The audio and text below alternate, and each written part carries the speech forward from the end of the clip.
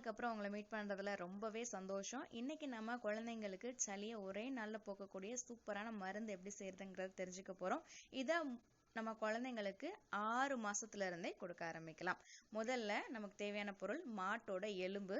இது குழந்தைங்களுக்கு தாராளமாக கொடுக்கலாம், உடனே சளியை இறக்கிடும். இது கூட ஒரு துண்டு இஞ்சி தோலை நீக்கி எடுத்து வச்சுக்கோங்க, குட்டியாக கட் பண்ணி வச்சுக்கோங்க. அப்புறம் ஒரு 10 பல் பூண்டு, இதையும் தோலை எடுத்துருங்க.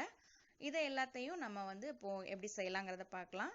கறியை முதல்ல கழுவிக்கோங்க, அதாவது எலும்பை நல்லா கழுவினதுக்கு அப்புறமா கொஞ்சம் தேவையான தண்ணி ஊற்றிக்கோங்க. அதில் நம்ம கட் பண்ணி வச்சுருக்கிறதெல்லாம் போட்டுக்கோங்க. கூடவே நான் கொத்தமல்லி தழை மட்டும் போட்டிருக்கிறேன்.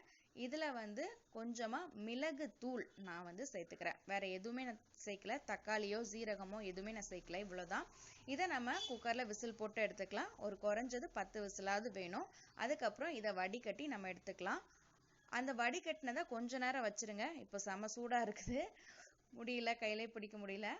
நல்ல சூடாக இருக்குது. நல்லா ஆறுனதுக்கு அப்புறமா பார்த்தீங்கன்னா மேலே ஒரு மாதிரி கொழுப்பு படியும். அதை இல்லாமல் குழந்தைங்களுக்கு வடிகட்டி கொடுங்க. எத்தனை தடவைனாலும் கொடுங்க. சூப்பராக ஒரே நாளில் சளி சரியாயிடும்.